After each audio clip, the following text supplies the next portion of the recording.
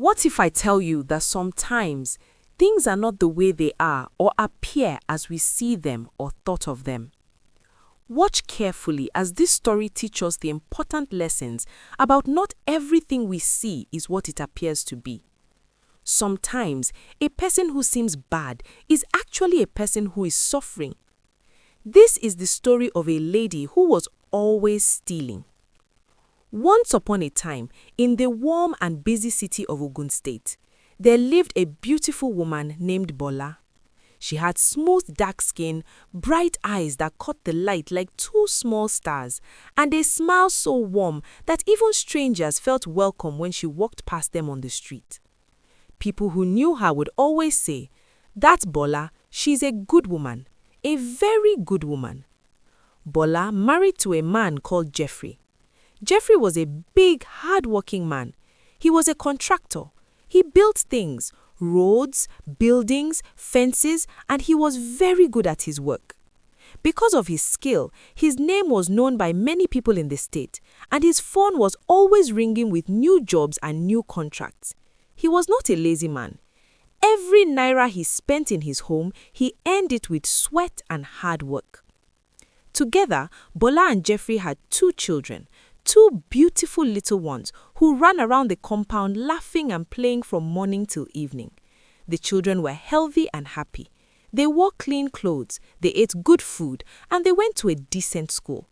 To anyone who looked at the family from outside, they were a success story. They were doing well. They were the kind of family that other people pointed to and said, "See that family, that is how a home should look."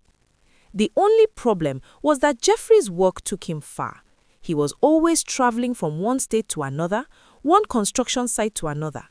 Sometimes he would be gone for 1 week, sometimes 2, sometimes even 3 weeks at a stretch. But even when he was away, he made sure his family had everything they needed. He sent money home regularly. He called Bola every morning and every night. He was a devoted husband and a loving father, even from a distance. And Bola, in her own way, was a devoted wife too. She kept the house clean and organized. She cooked well. She took the children to school and picked them up. She visited the neighbors, went to church on Sundays, and made sure the compound always looked good. Life was comfortable. Life was good. But there was a secret, a dark, strange secret that sat like a heavy stone inside Bola's chest. A secret that no amount of good cooking, clean clothes, or happy children could wash away. It was something that embarrassed her deeply, something she herself did not fully understand, something that no matter how hard she tried, kept coming back again and again. Bola had a stealing problem. Now, let it be understood very clearly. Bola was not a poor woman. She did not steal because she was hungry or because her children had nothing to eat. No, she stole things she did not even need. She would walk into a market, a shop, or a public place with plenty of money in her bag, and yet, before she knew what was happening, her hand would reach out and take something that was not hers. It was not every day that this happened. Sometimes weeks would pass without any problem. Bola would go about her life normally, and you would never suspect anything was wrong. But then, suddenly, without warning, the urge would come. Her hand would move almost on its own, and before she could stop herself, she had taken something. The worst part of all was that she always got caught. Every single time she stole something in public, someone would see her. A trader would shout, a bystander would point, a security man would grab her arm. It was as if stealing and getting caught came as a package. The two could never be separated when it came to Bola. And when she was caught, the scenes that followed were not small. The market women would gather, neighbors would come out of their shops, people would shout. Sometimes the police would be called. And every time, it was poor Jeffrey who would receive the phone call, no matter where in the country he was. He would rush home or send money quickly to settle the matter, to pay for what was stolen, to beg the affected person, to bail Bola from police custody if it came to that. This happened not once, not twice, but many times over many years. People in the community had started to know Bola by this shame, a beautiful, well-dressed, well-fed woman who stole things she did not need. It was a very strange thing, and it brought Jeffrey great pain. Why? Jeffrey would ask her when they were alone. We have everything we need. Why do you do this? And Bola would cry and say she did not know. She truly did not know. She did not want to steal. She hated it. She hated the shame, the embarrassment, the way people looked at her afterwards. And yet, something inside her kept pushing her to do it.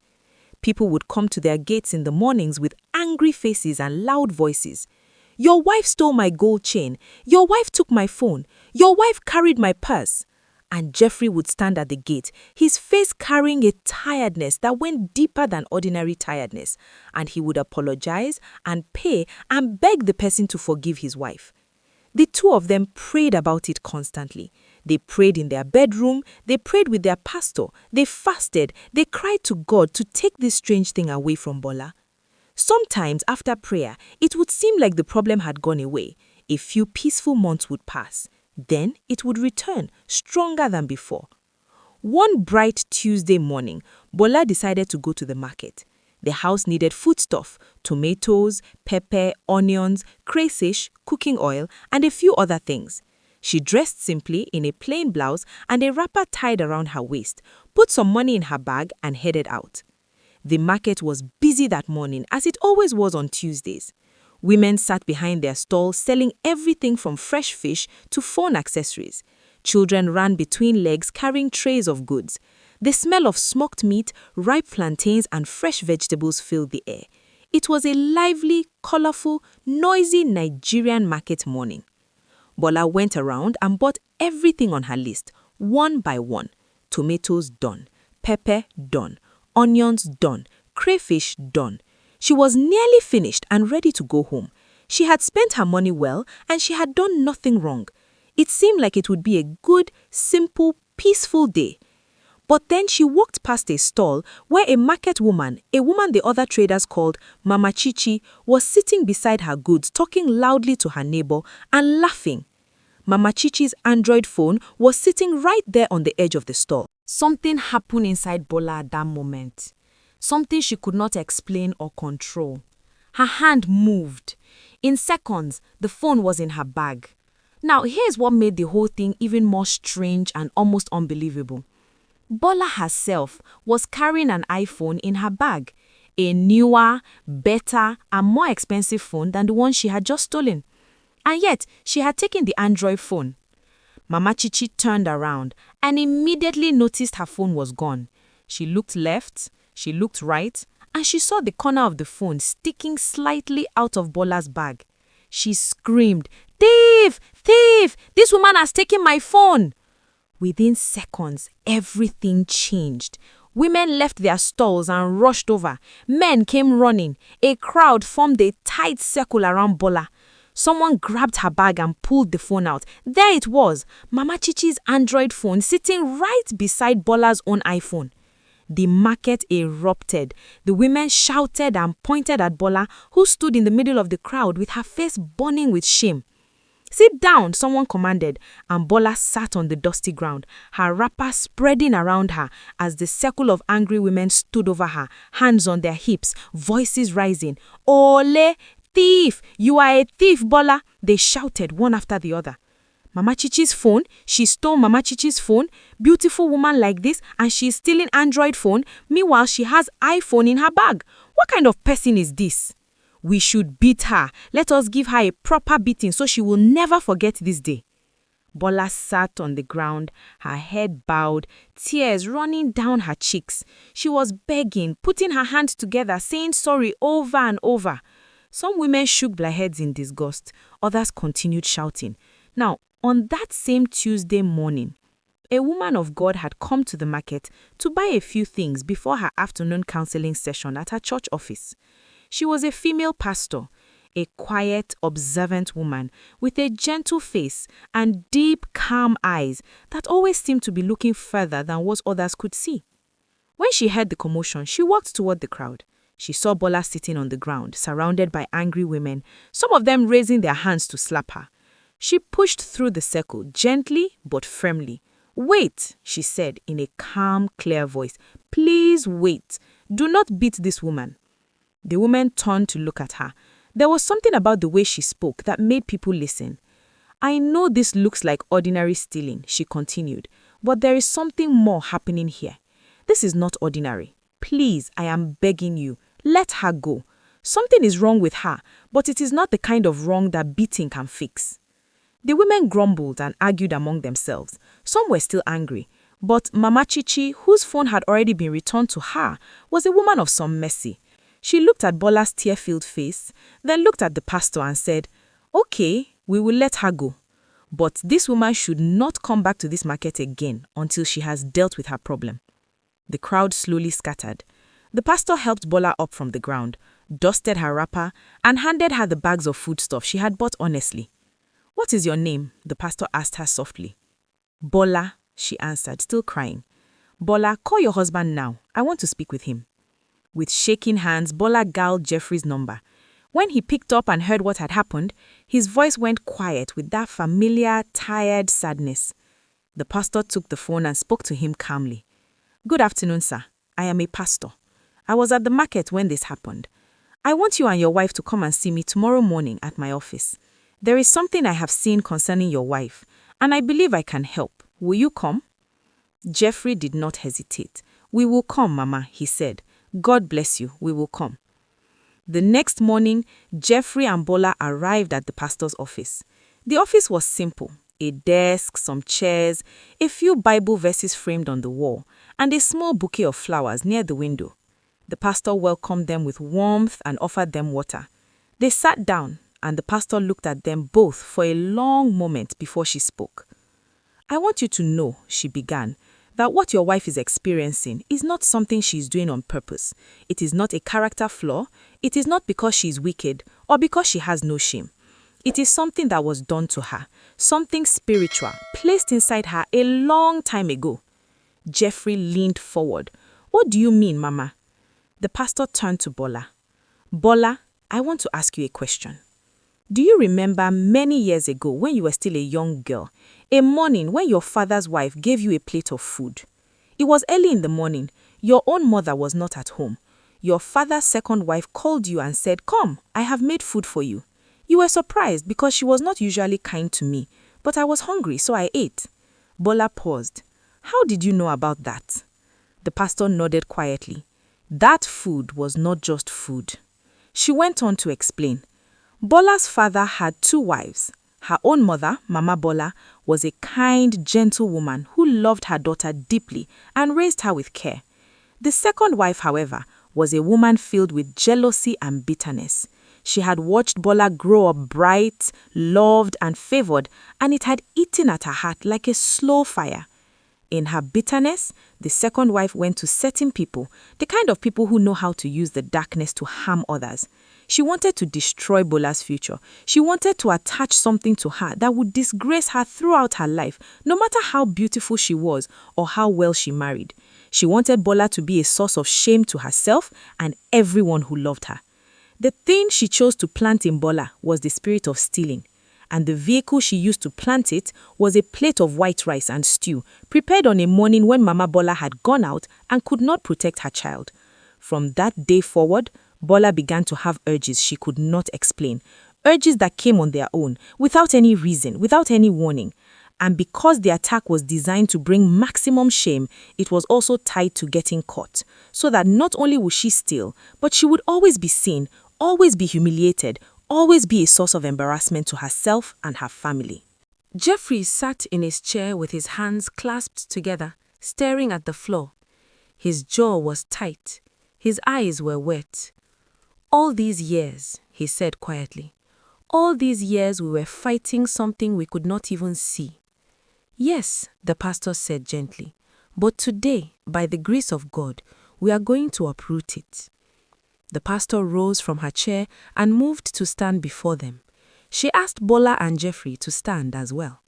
The 3 of them stood together in that small office, husband, wife, and a woman of God who had seen what no ordinary eye could see. The pastor began to pray. She prayed with authority and firmness, the way someone prays when they know exactly what they are dealing with.